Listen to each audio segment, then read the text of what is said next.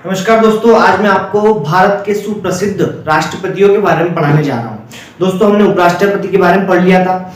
आज की जो वीडियो है स्पेशल केवल राष्ट्रपति के ऊपर ही है। ठीक है, तो हमारे पहले राष्ट्रपति हैं दोस्तों डॉक्टर राजेंद्र प्रसाद। आप जानते हो भारत के प्रथम राष्ट्रपति रह चुके हैं डॉक्टर राजेंद्र प्रसाद, और बिहार से बिलोंग करते थे।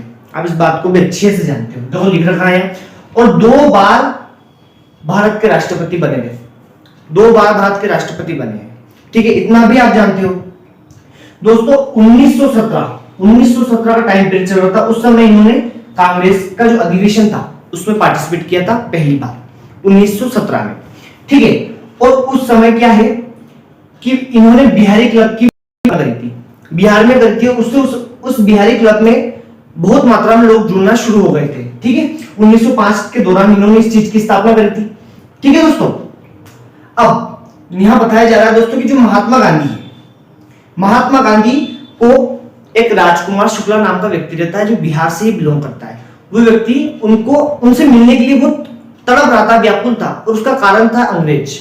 उसका कारण अंग्रेज था, क्योंकि अंग्रेज जो बिहार में 3 कठिया पद्धति यानी कि 20/3 का उन्होंने कॉन्सेप्ट चल रखा था। यानी कि जिसके पास 20 हेक्टेयर जमीन है उस पे वो 3 हेक्टेयर पे नील की खेती करेगा और बाकी पर वो उसकी मर्जी पड़े जो करे।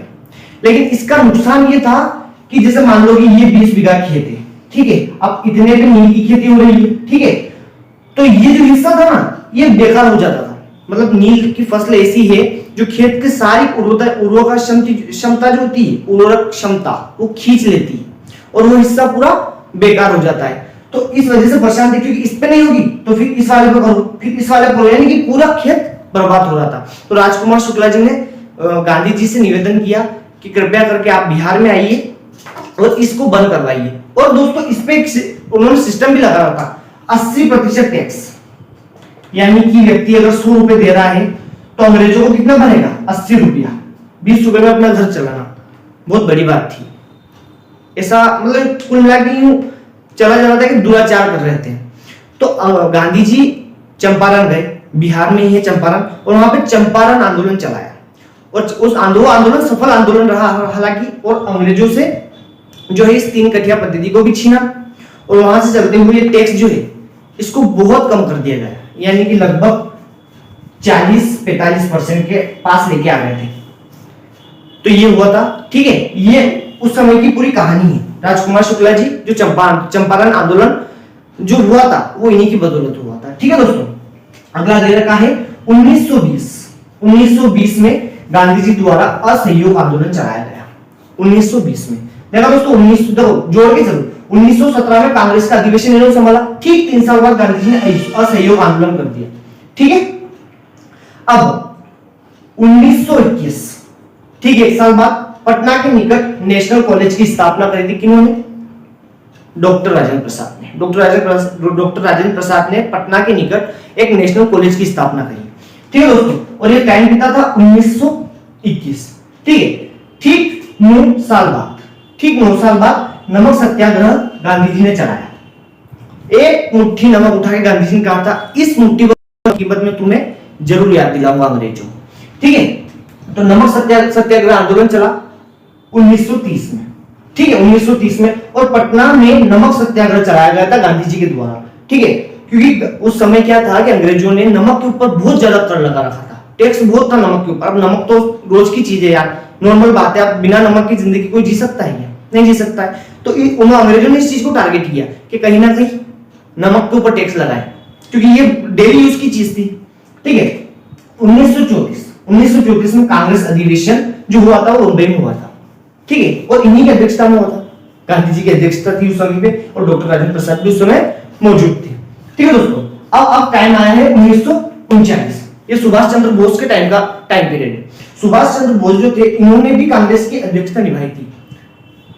1939 में त्रिपुरा में इन्होंने इसकी अध्यक्षता की। तो सुभाष चंद्र बोस के बारे में थोड़ा सा ही जानेंगे, ज्यादा नहीं बताऊंगा, थोड़ा सा ही बताऊंगा। दोस्तों सुभाष चंद्र बोस का जन्म हुआ था 1897 में।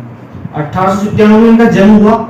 ठीक है, अब जन्म से लेकर लगभग 1920, देखिए दोस्तों कितना टाइम पीरियड है, मात्र 23 साल।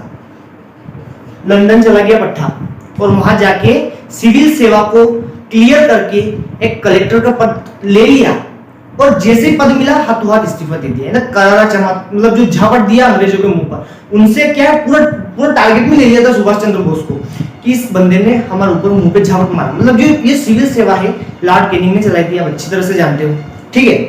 अब इसमें पास होना मतलब बहुत बड़ी बात होती है, और चौथी रैंक बहुत बड़ी बात होती है, चौथी रैंक लाना उस समय, क्योंकि उस समय पढ़ाई इतनी हार्ड नहीं हुआ करती थी, जो कितने क्वेश्चन हार्ड आते थे उतनी पढ़ाई हार्ड नहीं हुआ करती थी। तो उस समय में सुभाष चंद्र बोस ने इसको क्लियर किया और डायरेक्ट इस्तीफा देके भारत आ गए कि नहीं, मैं तो स्वदेश जाऊंगा और राजनीति में अपना योगदान दूंगा।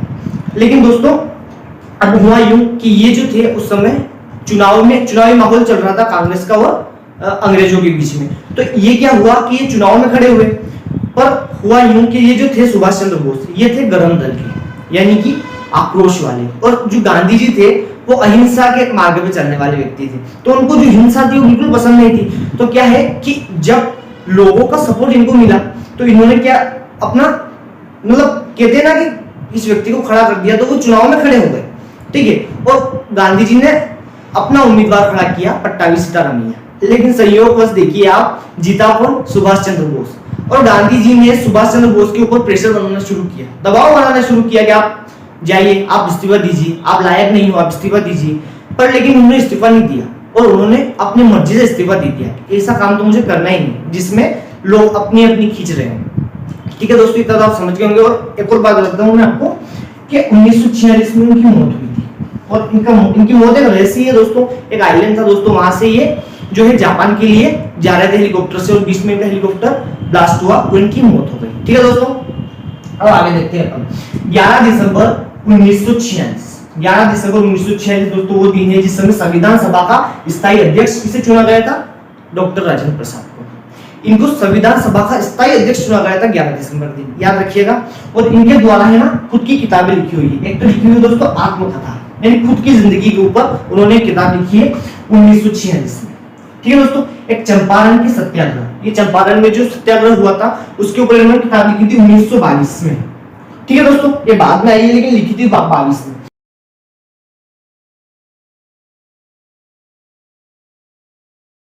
और कांग्रेस, ये दोनों उस समय अलग हो गई थी। जो मुस्लिम लीग थी वो अपने लिए एक अलग राष्ट्र चाहती थी, अलग देश चाहती थी कि हम हिंदुओं के साथ नहीं रहना है, इसलिए ये जो है संविधान सभा में इस चीज का प्रस्तुतिकरण किया गया कि हमें हमारा अलग राष्ट्र दो, और अलग राष्ट्र के दौरान इन्हें पाकिस्तान दिया गया। और उस समय जो बांग्लादेश था उसको पूर्वी पाकिस्तान बोला जाता था, याद रखिएगा, उस समय उसको बांग्लादेश नहीं बोला जाता था, उस समय उसको बोला जाता था पूर्वी पाकिस्तान, ठीक है। तो उनको उनका अलग राष्ट्र दे दिया गया, ठीक है, इसलिए इसको बोलते हैं इंडियन डिवाइडेड, ठीक है। एक है महात्मा गांधी एंड बिहार। ये महात्मा गांधी जितनी बार बिहार आए आंदोलन के लिए, उनके ऊपर पूरी है, उनके द्वारा जितने भी आंदोलन किए गए वो कितने सक्सेस रहे और कितने अनसक्सेस रहे, इसकी पूरी स्टोरी इसमें है। और दोस्तों अगला देखा है सम रेमिनिसेंट, ये दोस्तों एक किताब है, कई किताबें मैं तो नहीं बता सकता हूँ, लेकिन दोस्तों ये है इनकी पूरी जीवन गाथा। आगे के राष्ट्रपति के बारे में और जानेंगे, तब तक के लिए मैं आपसे विदा लेता हूँ। जय हिंद, जय भारत।